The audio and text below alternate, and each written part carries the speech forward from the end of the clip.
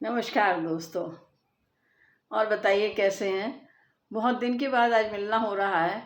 मैं अरुणा जौहरी एक बार फिर आपके सामने हूँ, एक बहुत ही अच्छी छोटी सी कहानी लेकर के। ये कहानी आप लोगों को उम्मीद है अच्छी लगेगी। और आज मैं पहले से ही आपसे एक रिक्वेस्ट किए लेती हूँ, अगर आपको कहानी पसंद आए इसको लाइक ज़रूर करिएगा और जितने भी मित्रों के साथ में, जानकार लोगों के साथ में शेयर कर सकते हैं शेयर करिएगा। और साथ में अगर चैनल को अभी तक सब्सक्राइब नहीं किया है तो सब्सक्राइब कर दीजिएगा। कहानी कुछ इस प्रकार से है।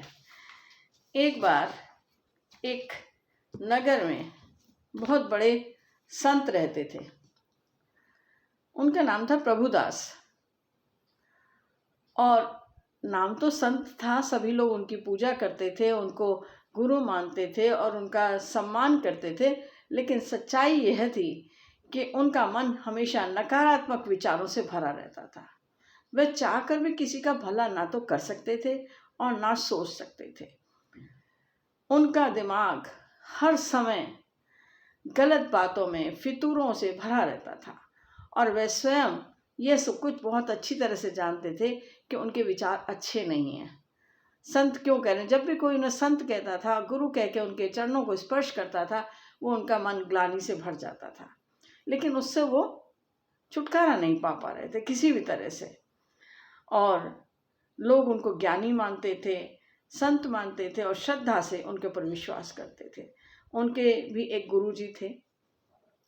तो एक बार गुरुजी उनके पास आए और साथ में रहने लगे। उनके कुछ दिनों के लिए आए थे। वो भी इस बात से अनभिज्ञ नहीं थे कि ये प्रभुदास जो है वास्तव में क्या है और लोग इसे क्या समझते हैं। एक दिन उनकी इच्छा हुई कि शिष्य पर कृपा की जाए। तो बैठे बैठे उन्होंने ये कहा कि प्रभुदास, तेरा अंत समय आ गया है और अब कल सुबह प्रातःकाल 10 बजे तक तेरी मृत्यु निश्चित है। अब प्रभुदास बहुत घबरा गए और दृढ़ निश्चय किया कि बाकी बचे समय में सारे गंदे कामों को, सारे गंदे विचारों को छोड़ देंगे, क्योंकि यही समय है जो कुछ भी पुण्य कमाया जा सकता है, और नहीं तो जीवन व्यर्थ हो गया और नरक में भी जगह नहीं मिलेगी। अब उन्होंने जब ये सब विचार कर लिया तो उनके पास जितना भी समय था उसमें उन्होंने जितना धन संग्रह कर रखा था, झूठ से, कपट से, लोगों से ले करके, वो सारा उन्होंने लोगों में बांटना शुरू कर दिया। बिना गिने, बिना देखे उन्होंने चुपचाप जो आता उसको हाथ में मुट्ठी भर भर के दोनों हाथों से देना शुरू कर दिया। सबसे अच्छी अच्छी बातें करनी शुरू कर दी, सच्चे दिल से लोगों को आशीर्वाद दिया और अच्छे विचारों के साथ अपनी गुरु की सेवा की। लोगों की, गरीब और असहाय लोगों की सेवा में लग गए। करते करते वो दिन तो निकल गया। दूसरा दिन भी इस सब काम में व्यस्त रहे इतना ज़्यादा, रात्रि को नींद भी नहीं आई उन्हें। और रात्रि को भी वो यही सोचते रहे कि और उनके अंदर क्या कमी है जिसको वो निकाल सकते हैं और जिसको कि वो अच्छा कर लें तो कम से कम नर्क के दरवाजे से तो वापस ना लौटना पड़े। एटलीस्ट कम से कम नर्क में तो जगह मिल जाए। नहीं तो उनको था कि जैसे उन्होंने काम किए हैं, जो उनके विचारधाराएं हैं, जो विचार हैं, स्त्री को देखते तो कलुष से भर जाता उनका मन, तो वो सारी विचारधाराएं सारी निकाल दें, बदल दें।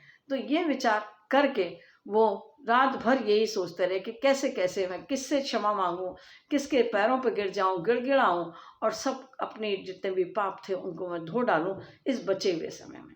सुबह हुई और वो उठे और उठ करके फिर इसी काम में लग गए कि सबकी सेवा करना, सबको आशीर्वाद देना, सच्चे दिल से आशीर्वाद देना, लोगों से क्षमा याचना करना, गुरु से बार बार गिड़े गिड़ा के क्षमा याचना करना, प्रभु की मूर्ति के आगे उनसे, प्रभु से क्षमा याचना करना।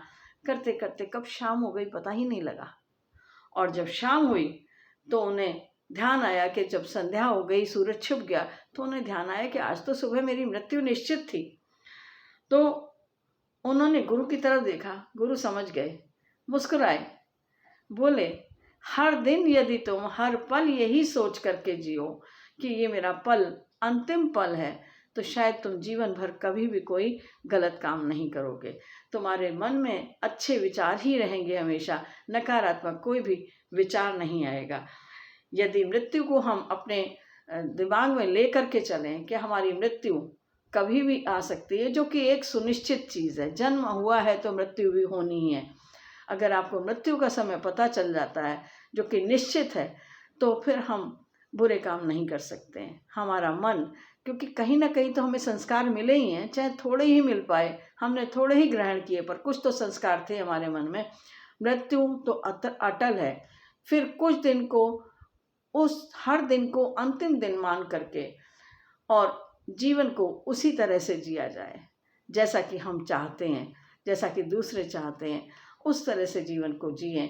और उन्होंने कहा प्रभुदास से कि प्रभुदास, तुमने स्वयं देख लिया कि तुम्हारे विचार कितनी जल्दी परिवर्तित हो गए, जो कि तुमने कभी सोचा भी नहीं था कि ये कभी परिवर्तित हो पाएंगे। तुम्हारा विचारधारा परिवर्तित हुई, तुम्हारा कर्म परिवर्तित हुआ, और अब तुम्हें स्वर्ग में जाने से भी कोई नहीं रोक सकता। अभी तो तुम्हारी मृत्यु को बहुत लंबा समय है। जो जीवन है इसको इसी तरह से जी करके और लोगों का भला करने में निकालो, और एक संत, सच्चे संत बन करके रहो। धन्यवाद। फिर मिलेंगे अगले वीडियो के साथ।